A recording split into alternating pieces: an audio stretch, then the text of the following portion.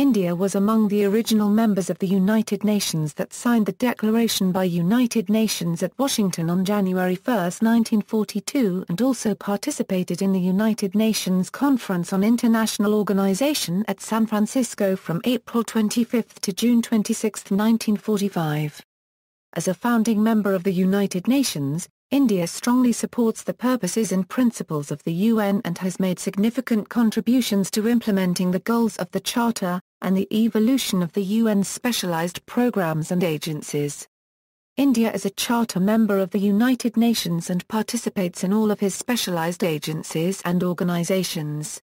India has contributed troops to United Nations peacekeeping efforts in Korea, Egypt and the Congo in its earlier years, and in Somalia, Angola, Haiti, Liberia, Lebanon and Rwanda in recent years, and more recently in the South Sudan conflict. India has been a member of the UN Security Council for 7 terms, with the most recent being the 2011 Euro-12 term. India is a member of G4, group of nations who back each other in seeking a permanent seat on the Security Council and advocate in favor of the reformation of the UNSC. India is also part of the G77. History: India was one of the original members of the League of Nations. In principle, only sovereign states can become UN members. However, although today all UN members are fully sovereign states, 4 of the original members were not independent at the time of their admission. India signed the Declaration by United Nations on January 1, 1942, and was represented by Girija Shankar Bajpai, who was the Indian Agent General at the time. Afterwards, the Indian delegation led by Sir Arkot Ramasamy Mudalia signed the United Nations Charter on behalf of India during the historic United Nations Conference on International Organization held in San Francisco, United States on June 26, 1945. Sir A. Ramasamy Mudalia later went on to serve as the first president of the United Nations Economic and Social Council. Technically, India was a founding member in October 1945, despite it being a British colony. India, Canada, South Africa, New Zealand and Australia were all British colonies but were given independent seats in the United Nations General Assembly.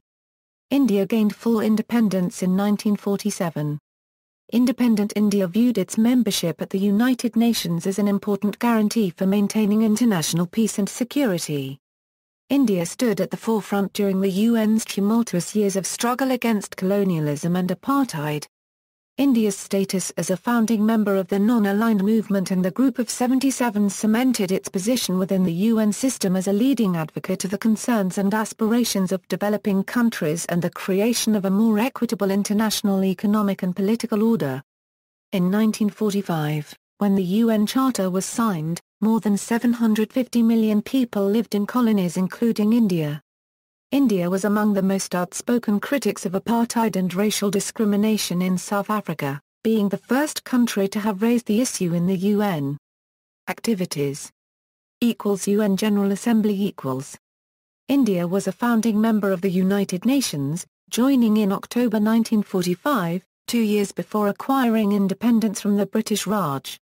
By 1946, India has started raising concerns regarding colonialism, apartheid and racial discrimination. From early 1947 to Euro 48, India took an active part in drafting of the Universal Declaration of Human Rights. Dr. Hamza Mehta, a Gandhian political activist and social worker who led the Indian delegation, had made important contributions in drafting of the declaration, especially highlighting the need for reflecting gender equality by changing the language of the Universal Declaration of Human Rights from all men are created equal to all human beings. In 1953, the chief delegate of India at the time, Vijayalakshmi Pandit, was elected the first woman president of the UN General Assembly. India supported the struggle towards global disarmament and the ending of the arms race, and towards the creation of a more equitable international economic order. India had a mediatory role in resolving the stalemate over prisoners of war in Korea, contributing to the signing of the armistice ending the Korean War in 1953. India chaired the 5-member Neutral Nations Repatriation Commission while the Indian Custodian Force supervised the process of interviews and repatriation that followed. India then went on to chair the three international commissions for supervision and control for Vietnam, Cambodia, and Laos established by the 1954 Geneva Accords on Indochina. India also had an active role to play in the Suez Crisis in 1956 with the role of Nehru, both as Indian Prime Minister and a leader of the non-aligned movement being significant.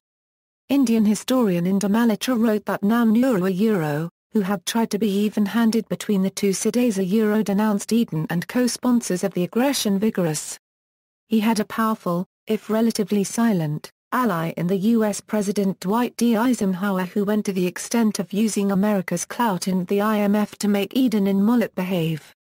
Charter provisions on non-self-governing territories were given a new thrust when the UN adopted the landmark 1960 Declaration on the Granting of Independence to Colonial Countries and Peoples, which was co-sponsored by India. The following year, the Special Committee on the Implementation of the Declaration on Decolonization was established to study, investigate and recommend action to bring an end to colonialism. It was chaired by India for the first time. India played a leading role in the formation of a subcommittee against apartheid set up by the General Assembly.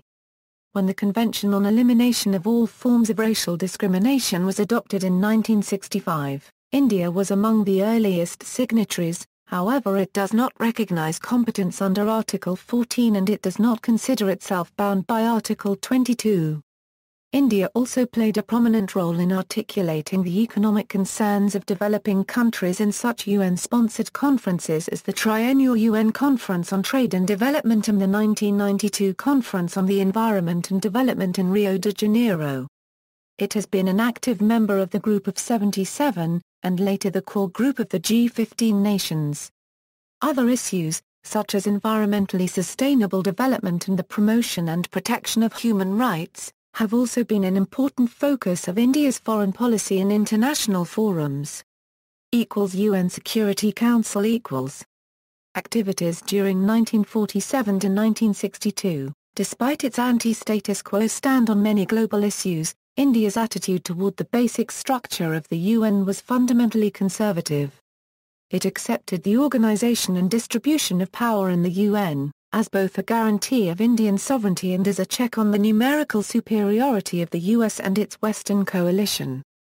India supported the Charter provisions for a Security Council veto for the Great Powers, opposed the US initiative to circumvent the veto through the Uniting for Peace resolution, dismissed Hamaskja paragraph LD's notion of a UN presence as interventionist and opposed all efforts to conduct UN-directed plebiscites as tests of opinion. India's procedural conservatism was based both on its commitment to national sovereignty and its desire to protect Indian interests. Its experience with the UN had not always been positive. In the early years after independence, a whole range of issues, which had their origins in the partition of the Indian subcontinent between India and Pakistan, came before the UN. These issues included the disputed princely states of Junagadh, Hyderabad and Kashmir, which were ultimately incorporated into the Indian Union through the use of military force. The most persistent of these disputes was the Kashmir conflict. Nehru's faith in the UN and adherence to its principles proved costly on some occasions due to the power play inherent in the organization.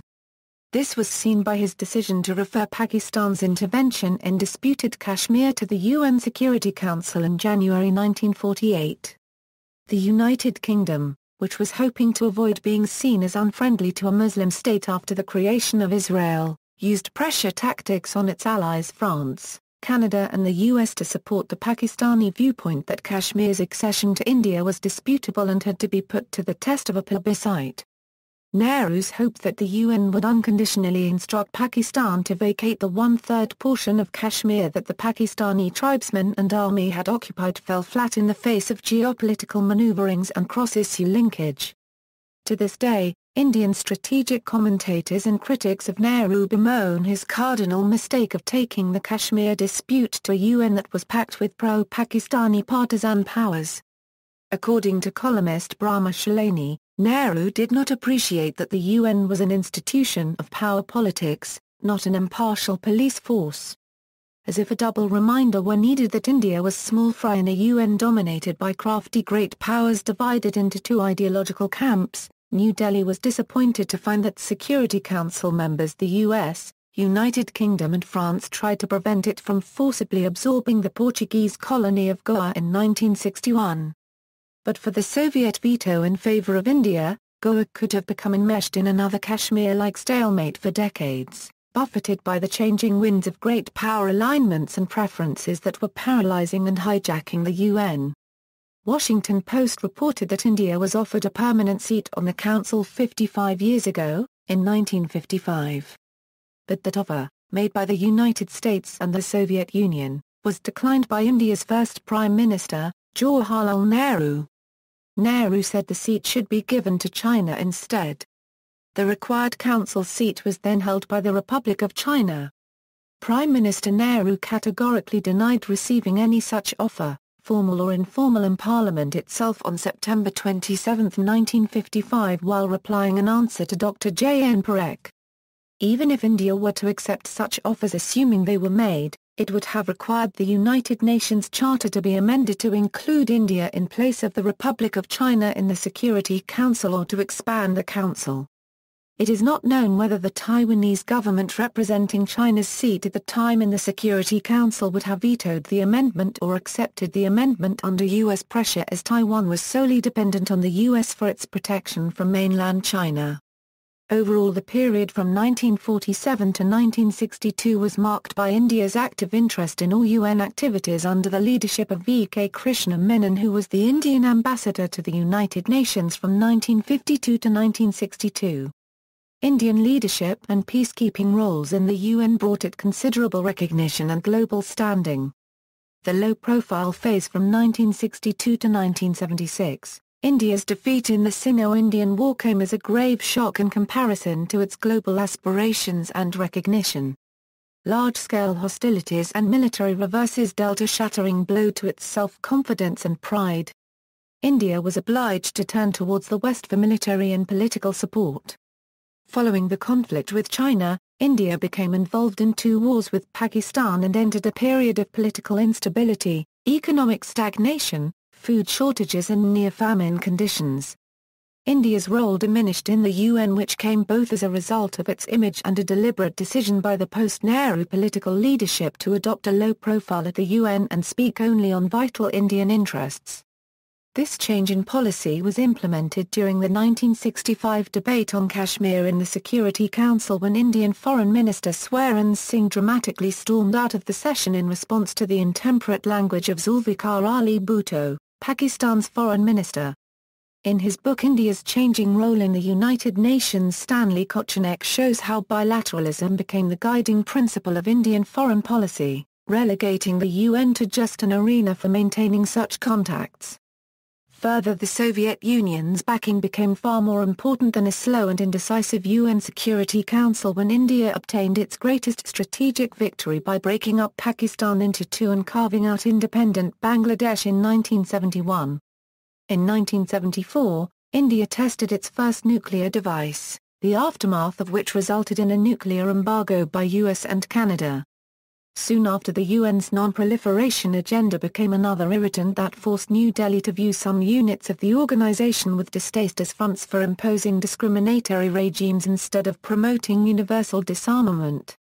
From the very beginning, it has refused to lend its support to the Nuclear Non-Proliferation Treaty, with India's then External Affairs Minister and later President, Pranab Mukherjee, in a visit to Tokyo in 2007 commenting that, if India did not sign the NPT, it is not because of its lack of commitment for non-proliferation, but because we consider NPT as a flawed treaty and it did not recognize the need for universal, non-discriminatory verification and treatment.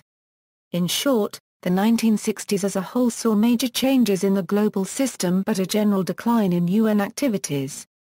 Seeking a permanent seat in UNSC, India has been elected 7 times to the UN Security Council, tied with Colombia and Pakistan. Only 3 countries have served longer: Japan, Brazil, and Argentina. India has been seeking a permanent seat on the United Nations Security Council as a member of the G4, an organization composed of Brazil, Germany, Japan, and India, all who are currently seeking permanent representation. According to their proposal, The UN Security Council should be expanded beyond the current 15 members to include 25 members.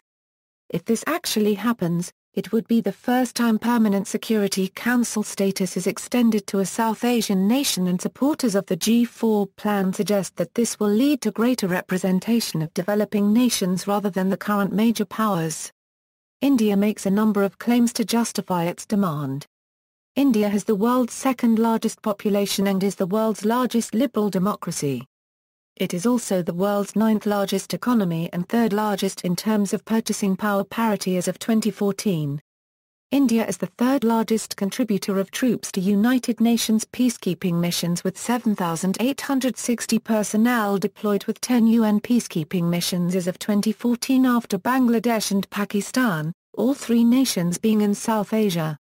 India has contributed nearly 160,000 troops, the largest number from any country, participated in more than 43 missions, and 156 Indian peacekeepers have made the supreme sacrifice while serving in UN missions.